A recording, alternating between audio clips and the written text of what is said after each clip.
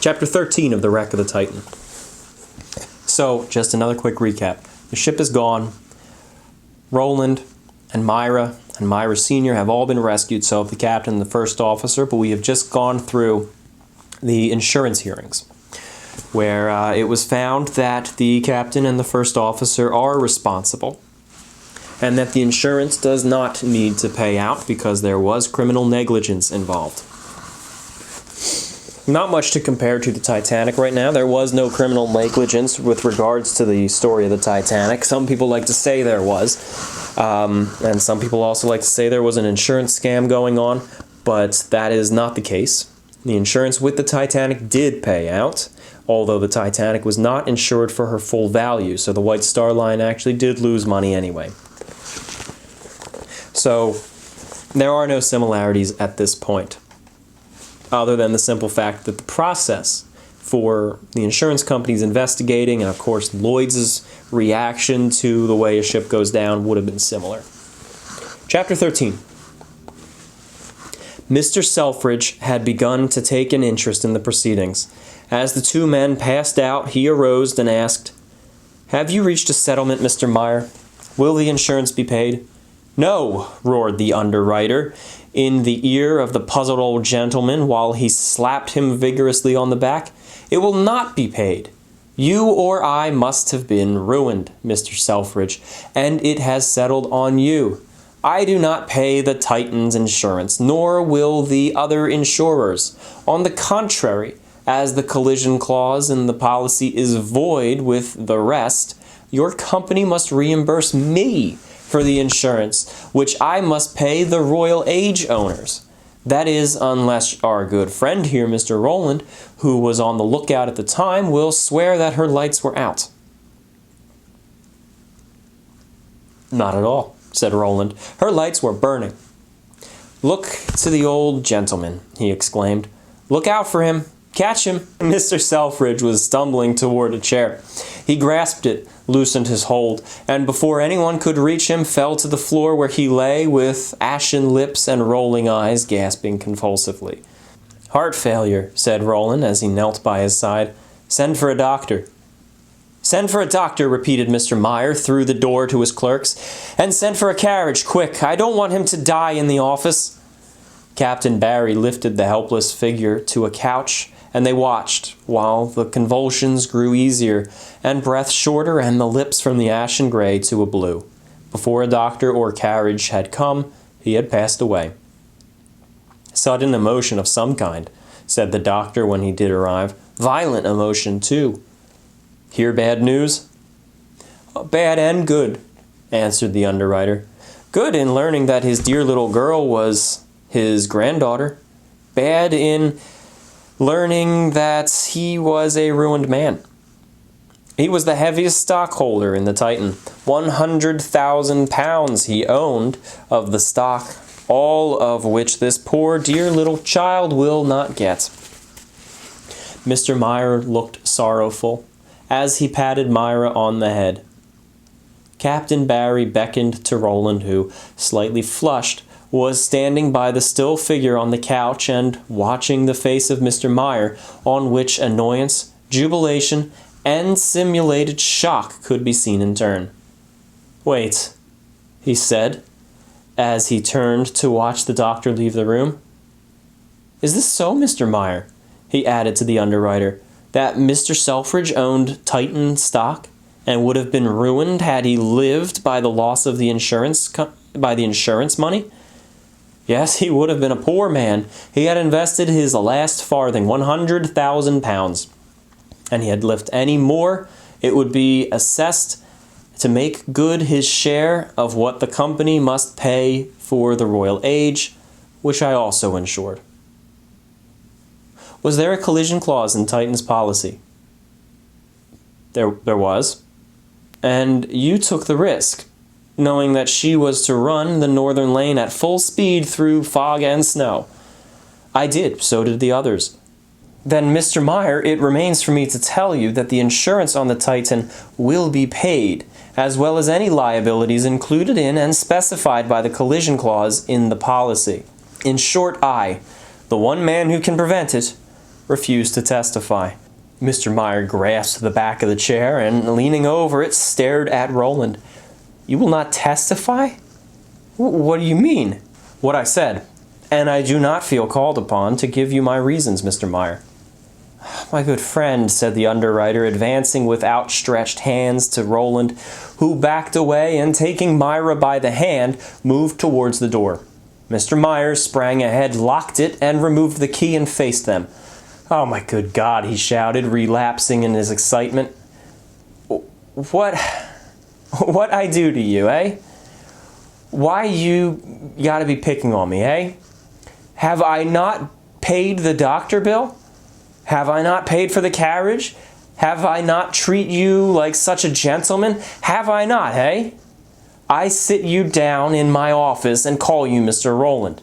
Have I not been one gentleman?" "Open that door," said Roland quietly. "Yes, opened it," repeated Captain Barry, his puzzled face clearing at the prospect of action on his part. "Open it or I'll kick it down." "But you, my friend, heard the admission of the captain of the drugging. One good witness will do. Two is better. But you will swear, my friend, you will not ruin me." "I stand by Roland," said the captain grimly. "I don't remember what was said anyhow. Got a blamed bad memory. Get away from that door." Grievous lamentation, weepings and wailings, and the most genuine gnashing of teeth, interspersed with the feebler cries of the frightened Myra, and punctuated by terse commands in regard to the door, filled that private office to the wonder of the clerks without, and ended at last with the crushing of the door from its hinges. Captain Barry, Roland, and Myra, followed by a parting, heart-born malediction from the agitated underwriter, left the office and reached the street. The carriage that had brought them was still waiting. "Settle inside," called the captain to the driver. "We'll take another, Roland." Around the first corner they found a cab, which they entered, Captain Barry giving the driver the direction, "Bark Peerless, East India Dock." "I think I understand the game, Roland," he said as they started. "You don't want to break this child." "That's it," answered Roland weakly, as he leaned back on the cushion, faint from the excitement of the last few moments. "And as for the right or wrong of the position I am in, why, we must go farther back for it than the question of lookouts.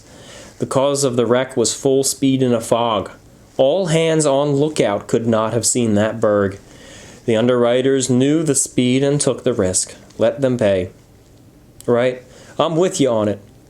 But you must get out of the country. I don't know the law on the matter, but they may compel you to testify. You can't ship for the mast again, that's settled. But you can have a berth, mate, with me as long as I sail a ship, if you'll take it. And you're to make my cabin your home as long as you like. Remember that.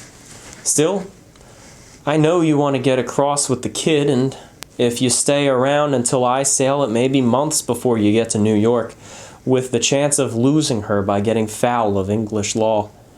But just leave it to me. There are powerful interests at stake in regard to this matter." What Captain Barry had in mind, Roland was too weak to inquire. On their arrival at the bark, he was assisted by his friend to a couch in the cabin, where he spent the rest of the day, unable to leave it. Meanwhile, Captain Barry had gone ashore again. Returning toward evening, he said to the man on the couch, "I've got your pay, Roland, and signed a receipt for it to that attorney. He paid it out of his own pocket. You could have worked that company for 50,000 or more, but I knew you wouldn't touch their money, and so only struck him for your wages." "Well, you made an assumption there, Captain Barry. You maybe should have asked him if I would have wanted to work the company for 50,000. They put him through hell, literally. You're entitled to a month's pay. Here it is, American money, about 17. He gave Roland a roll of bills. "Now here's something else, Roland," he continued, producing an envelope. in consideration of the fact that you lost all your clothes and later your arm, through the careless of the company's officers, Mr. Thompson offers you this." Roland opened the envelope. In it were 2 first cabin tickets from Liverpool to New York. Flushing hotly, he said bitterly, "It seems that I'm not to escape it after all." "Take 'em, old man, take 'em. In fact, I took 'em for you, and you and the kid are booked. And I made Thompson agree to settle your doctor's bill and expenses with that sheeny. It isn't bribery. I'd heal you myself for the run over, but hang it, you'll take nothing from me. You've got to get the young one over. You're the only one to do it. The old gentleman was an American, alone here. Hadn't even a lawyer that I could find. The boat sails in the morning, and the night train leaves in 2 hours. Think of that mother, Roland. Why, man, I'd travel around the world to stand in your shoes when you hand Myra over. I've got a child of my own." The captain's eyes were winking hard and fast, and Roland's were shining.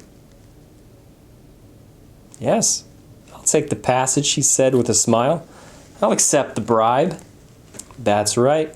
You'll be strong and healthy when you land, and when that mother's through thanking you, and you have to think of yourself, remember, I want a mate, and we'll be here a month before sailing. Write to me, Cara Lloyd's, if you want that berth, and I'll send you advanced money to get back with." "Thank you, Captain," said Roland, as he took the other's hand and then glanced at his empty sleeve. "But my goings to sea is ended. Even a mate needs 2 hands." "Well, suit yourself, Roland.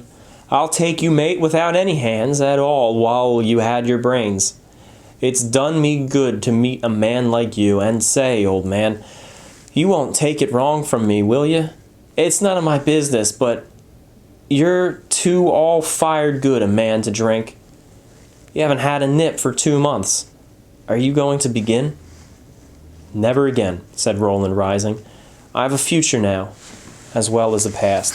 So, here is to Roland's newfound temperance." End of chapter 13.